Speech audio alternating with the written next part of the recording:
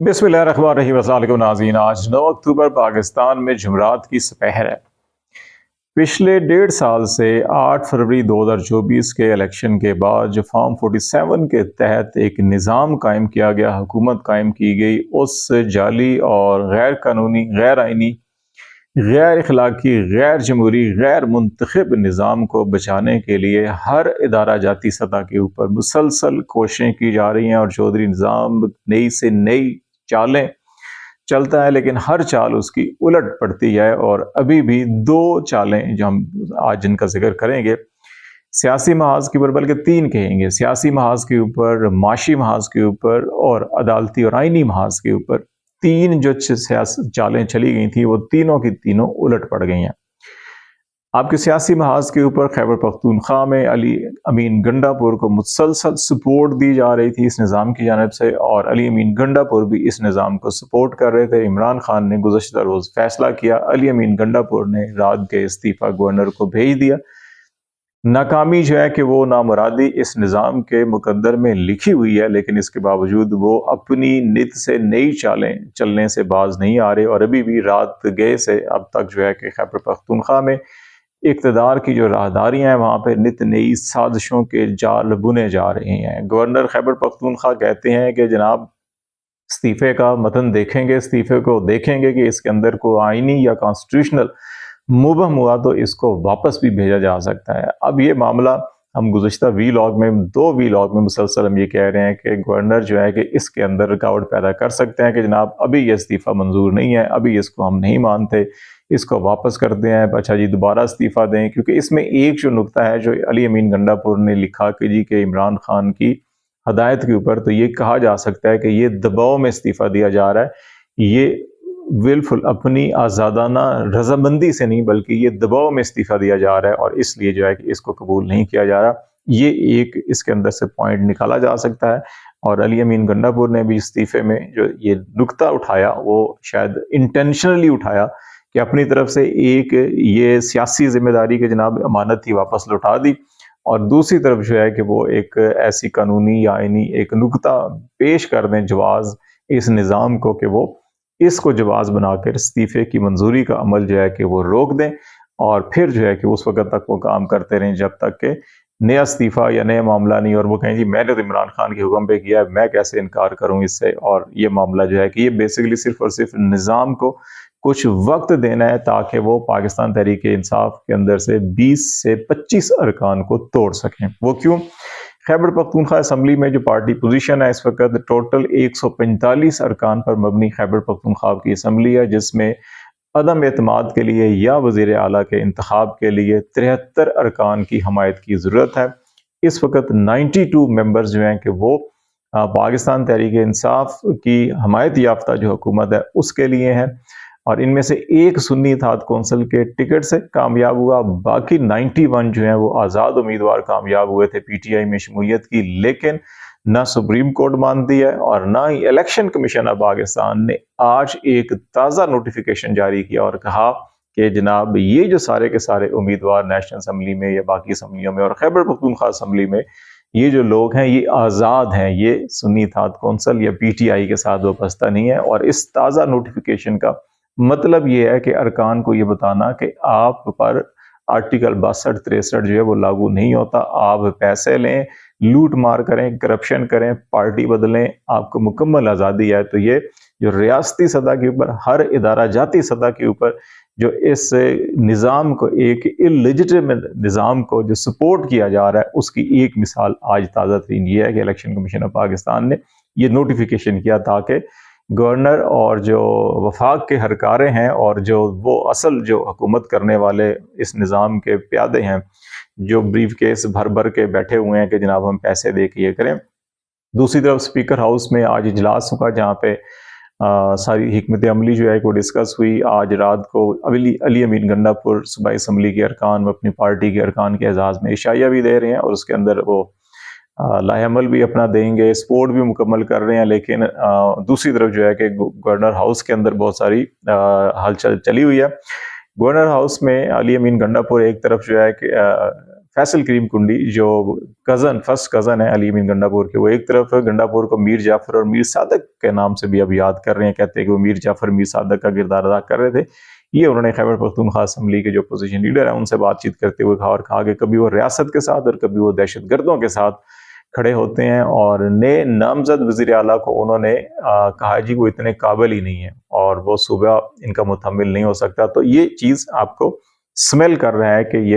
ये जो निज़ाम है, ये 2 नंबर निज़ाम जो है, जो पाकिस्तान में काबिज़ है इस वक्त ताकत, बंदूक और ज़ोर ज़बरदस्ती के हवाले से, वो अभी जो है सुहेल आफरीदी को वज़ीर आला बनाने के लिए तैयार नहीं है, और इसलिए इसके अंदर कानूनी आइनी और मुख्तलिफ मुंशिगाफियाँ जो हैं कि वो इस्तेमाल की जाएंगी। दूसरी तरफ मामला जो है कि वो कॉन्स्टिट्यूशनल बेंच के अंदर बड़ी अनहोनी हो रही है, और इसमें जो ये चुन चुन के निकाला गया जजेस को ऐसे कि जिनके ख्याल में ये पूरा का पूरा चौधरी निज़ाम के कंट्रोल में ये सब के सब जजेस, और अब इसमें जो 8 रुकनी बेंच है इसमें अभी तक 5 जजेस बड़ा खुल के बोल रहे हैं, और इसमें 2 जजेस जो जस्टिस अमीनुद्दीन जो आइनी बेंच के सरबराह हैं, और जो जस्टिस मोहम्मद अली मज़हर जो हैं कि वो जो अगला जो पैनल होगा 3 जजेस का चीफ जस्टिस ऑफ पाकिस्तान के लिए, उसमें तीसरे नंबर पर होंगे, वो इसमें खुल के सपोर्ट कर रहे हैं कि फुल कोर्ट नहीं होना चाहिए। वो इस किस्म के सवालात और इस किस्म की चीज़ें उठा रहे हैं, हत्ता कि जस्टिस अमीनुद्दीन जो हैं कि वो यहाँ तक भी अब कहना शुरू कर दे जी हम तो बेनिफिशरी नहीं है, हम तो कोई बेनिफिट नहीं उठाया, उल्टा जो है कि हमें जो है कि वो गालियाँ सुननी पड़ती हैं, और इसके बावजूद जो है कि वो ये कह रहे हैं कि नहीं, जिस पे जस्टिस जमाल मुदखिल ने बाय द वे एक जो इनडायरेक्टली बात की, एक नुक्ता उठाया कि चीफ जस्टिस समेत सीनियर जजेस जो हैं जुडिशल कमीशन ऑफ पाकिस्तान में अदलिया के जो सीनियर जजेस हैं वो भी, और मुदखिल साहब ने कहा कि मैं भी मुसलसल ये हम वोट देते हैं और इस चीज़ का इजहार करते हैं कि जो ये जो कॉन्स्टिट्यूशनल बेंच है ये बनाने की बजाय पाकिस्तान की पूरी सुप्रीम कोर्ट को कॉन्स्टिट्यूशनल बेंच या कॉन्स्टिट्यूशनल कोर्ट करार दे दिया है, ताकि ये मसला ही रह जाए कि कौन है या कौन नहीं है। अब ये चीज़ की तरफ इशारा करता है कि अगर जस्टिस अमीनुद्दीन को कोई लीगल सतह के ऊपर या अवामी सतह के ऊपर इस किस्म के जज्बात का इजहारात का सामना करना पड़ रहा है या रिमार्क्स का, तो उसकी बुनियादी वजह यह है कि जस्टिस अमीनुद्दीन हुकूमत के साथ मिलकर उनको वोट करते हैं कि जनाब जो आइनी बेंच है वो मखसूस जजेस का होना चाहिए, फुल कोर्ट नहीं होनी चाहिए। तो इसलिए शायद उनको अवाम की जानिब से या लीगल फ्रेटर्निटी की जानिब से तनकीद का निशाना भी बनाया जाता है, जिसको जस्टिस अमीनुद्दीन ने कहा कि हमें गालियां सुनना पड़ती हैं। तो 2 जजेस मुकम्मल तौर के ऊपर फुल कोर्ट के हक में दिखाई नहीं देते, जबकि जस्टिस जमाल बंदोखेल जो है कि वो इस हद तक जो है कि उनकी राय जो है कि वो फुल कोर्ट के हक में नज़र आती है कि अगर इस वक्त जो सुप्रीम कोर्ट में 23 जजेस हैं बशमूल चीफ जस्टिस ऑफ पाकिस्तान कि अगर उनके ऊपर फुल कोर्ट तश्कील दे दी जाए और जुडिशल ऑर्डर के ज़रिए, तो इस हद तक तो वो कन्विंस नज़र आते हैं। लेकिन इस हद तक कि जब 26वीं तरमीम से पहले के जो 16 जजेस हैं उनके ऊपर फुल कोर्ट तश्कील दी जाए, इसके ऊपर वो अभी तक कन्विंस नहीं है, और वो बार बार सवाल उठाते हैं कि जो बाकी जजेस अभी हाई कोर्ट्स के चीफ जस्टिस भी उसमें शामिल हैं जो अभी सुप्रीम कोर्ट में आए हैं, कि उनके ऊपर क्यों उंगली उठाई जा रही है और उनको क्यों नहीं इसके अंदर हिस्सा बनाया जाता, जिसके ऊपर मुनीर मलिक, हाफिज ज़ुबैरी तो अपने दलाइल देंगे, लेकिन मुनीर मलिक ने जो दलाइल दिए उसमें उन्होंने ये कन्विंस किया कि क्योंकि इस तरमीम के ज़रिए से पूरा का पूरा स्ट्रक्चर जो है वो अदलिया का, उसकी इंडिपेंडेंस और उसकी जो आज़ादाना तौर के ऊपर काम करने की, इंसाफ फराम करने की जो उसकी स्ट्रक्चरल पोजीशन है, कंपोजिशन है, उसको तब्दील किया गया है। तो इसलिए वो जजेस जो है कि अपने तौर पर काबिल हैं, उनके ऊपर ज़ात के ऊपर किसी को एतराज़ नहीं, लेकिन क्योंकि जिस निज़ाम के तहत वो हैं उस निज़ाम के ऊपर एतराज़ है, और जिस निज़ाम के तहत वो खुद यहाँ पर आ रहे हैं, तो उस निज़ाम के अपने ही केस के अंदर जो है कि वो, क्योंकि वो बेनिफिशरी हैं इसलिए वो इसके ऊपर नहीं होने चाहिए। तो ये नुकता, जबकि 2 जजेस आयशा मलिक और मुसर्रत हिलाली वो खुल के अब इस नुक्ते पे आ चुकी हैं कि फुल कोर्ट होना चाहिए, जो इस मामले के ऊपर जो सबसे अहम तरीन मामला है उसके ऊपर इसको होना चाहिए। तो अब 2 जजेस बिल्कुल फुल कोर्ट की सपोर्ट में, 2 जजेस फुल कोर्ट के मुखालिफ, एक जज जो है कि वो फुल कोर्ट जो 23 जजेस पर मुश्तमिल होनी चाहिए। और मुसर्रत हिलाली साहिबा भी गालबन शायद उस तरफ नहीं जाएंगी कि 23 जजेस वाला, क्योंकि उनकी एक जुमला ये जब उनके अंदर रिमार्क्स में दिया कि उन्होंने कहा कि जो अभी 26वीं तरमीम के बाद जो जजेस अगर ये इसको स्ट्राइक डाउन कर दिया जाता है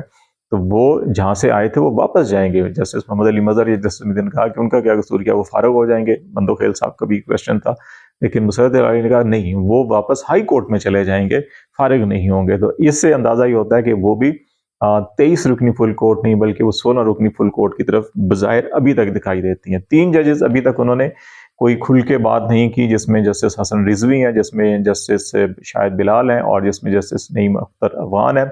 لیکن جسٹس حسن رضوی اور نعیم اختر افغان کے ابھی ریسنٹ پاس کے اندر جو